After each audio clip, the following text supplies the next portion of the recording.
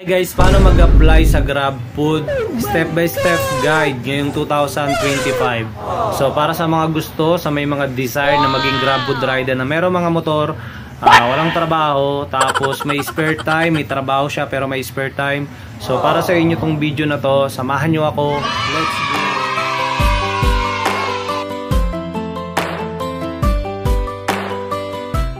So yun nga mga paps, isa sa mga advantage sa atin bilang merong mga motor at dahil din sa internet, nagkaroon na ng mga bagong opportunities. Kagaya nga nitong mga delivery rider. So kagaya nga nitong GrabFood rider. Ayan, so kung meron kang motorcycle tapos wala ka namang full-time job, wala kang trabaho. So para sa itong video na to paps, para magkaroon ka ng extra income.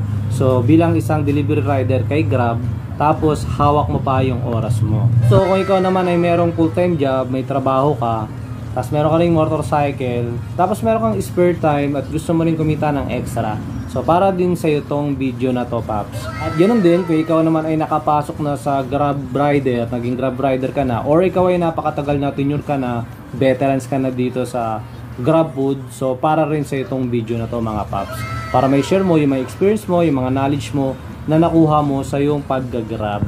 Kasi ang goal ng ating channel na to mga paps is para tulungan natin yung mga may motor na maging delivery rider na kumita sila, nang sa ganun ay magamit nila ng maayos yung oras nila.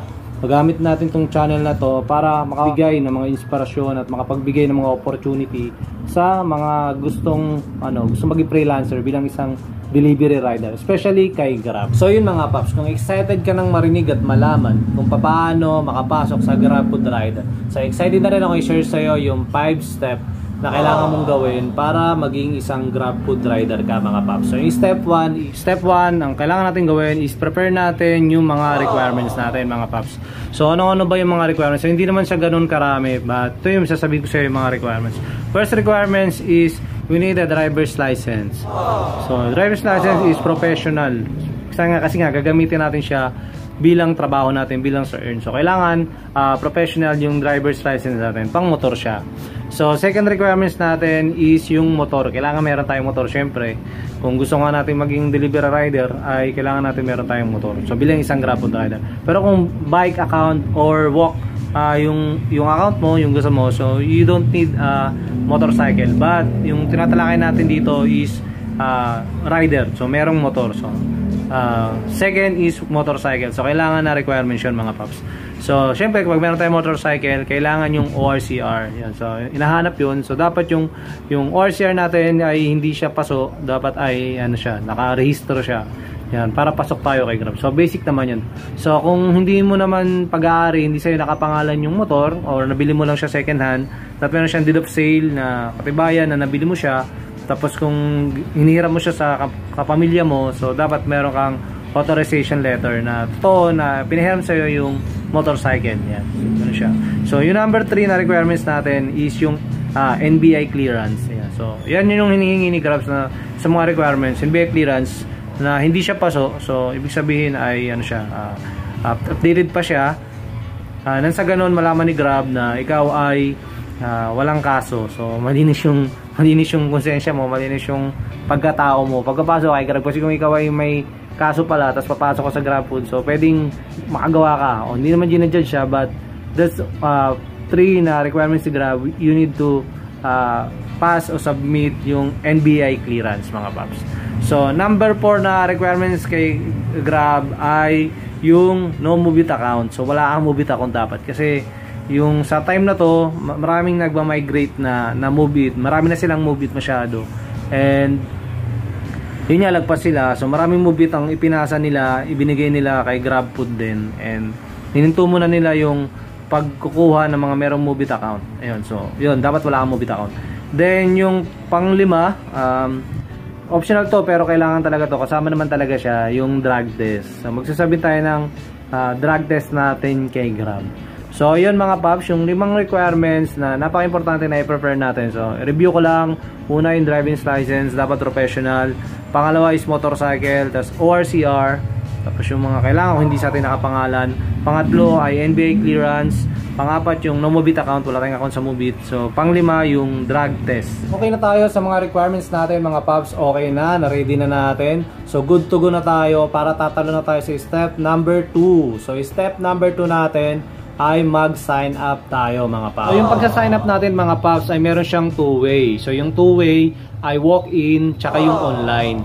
So yung walk-in yung pinaka medyo risky siya sa atin kasi pupunta pa tayo doon. Pero ito yung pinaka-effective. So sa walk-in meron tayong mga hub na sa Marikina, sa Mandaluyong. So pwede tayong mag-walk-in doon.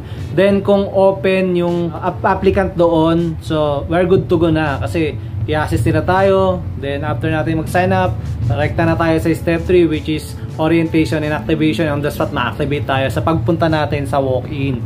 So sa walk-in din mga paps, marami rin si Grab na mga caravan na kabuhayan caravan, yung mga on the spot activation application sa Grab Food. Kagaya nga nangyari nitong June 7 tsaka June 8, kabuhayan caravan sa Mega Mall. Yan, so doon siya alas 10 ng umaga, last week yon sa June 7. Kung saan, yun, napunta dun yung mga gusto mag-apply, tapos doon na sila nag-sign up, tapos doon na sila nag-step 3 which is orientation activation. Doon, umuwi na sila, tanggap na sila kay Grab. So gusto ko i-share sa inyo yung pag-online, kung ano yung gagawin natin process sa online since nandito lang yung mga nasa bahay lang o nasa cellphone o computer lang tayo nag-a-apply. Yan. So pag online, tayo sa grab.com/ph. Tapos mag-fill up tayo doon, sign up. Tapos piliin natin doon yung Be a Rider. Tapos pag pinili natin yon, manghingi ng information sa atin, ng full name natin. Tapos yung type natin kung bike ba tayo, o motorcycle, o walk ba tayo. So since sa motorcycle tayo, lagay natin ay motorcycle. Tapos pangatlo, ilagay natin yung location natin kung saan tayo, kung sa Cavite ba, o sa Manila ba, kung saan ba tayo, area. Tapos pang-apat naman, ito na yung sasabit natin yung requirements sa online. Submit natin lahat.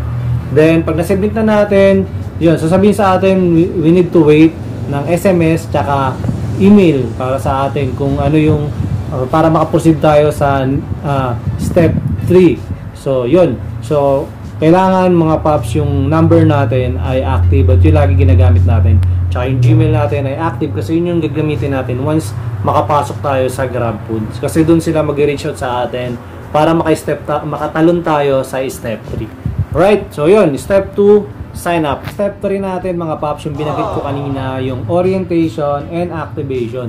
So pag nandun tayo sa hub, nag-walking tayo, doon tayo na-orient. So yun, nakaupo lang tayo sa puwan, nagkikinig tayo. Tapos meron din naman tayong orientation na pinapanood natin sa driver apps natin. So ganun lang yun, tapos activate na yung account natin. So minsan meron na tayo, nag-sign up na tayo tapos tinext na tayo, meron na tayong account kay Grab. So they need orientation na lang para sa activation. So once na orient na tayo, tapos na-activate na tayo, so good to go na tayo para makabiyahe tayo. Yun ang number 3. Then after natin ma-orient at after natin ma-activate, so yung step 4 natin ay mag-a-avail tayo ng mga Grab driver kit. So yun. So may bayad siya, itong uniform natin, tsaka yung thermal bag natin. So may bayad siya around 1,500 to 2,000. So babayaran natin yun guys. So one time payment lang naman, hindi siya monthly. So yun, so 1,000 pesos, 1,500 and 2,000. So kung depende sa area, kung pwede yung installment, but may tubo yon. So ay payo sa inyo, tips sa inyo na magdala tayo ng money natin para makabili tayo ng kit ni Grab kasi magagamit naman natin siya sa babiyahin natin, lalo na yung bag natin, yung mga pagkain nilalagay natin doon. So yun yung step number 4, get or avail the Grab driver kit. Tara tayo sa step 5 which is magbiyahe ka na. Yan, congratulations paps. Then matuto ka sa yung experience and then yun, so makinig ka sa mga kasama mga rider, saka mga yung mga diskarte nila kung paano kumita. So yung mga mabuting diskarte, hindi yung mga pangit na diskarte yan mga paps. So congratulations, pasa ka na. So would like to review yung 5 step. Una, kailangan requirements. So pangalawa, kailangan mo yung sign up. Pangatlo, kailangan natin ng orientation at activation.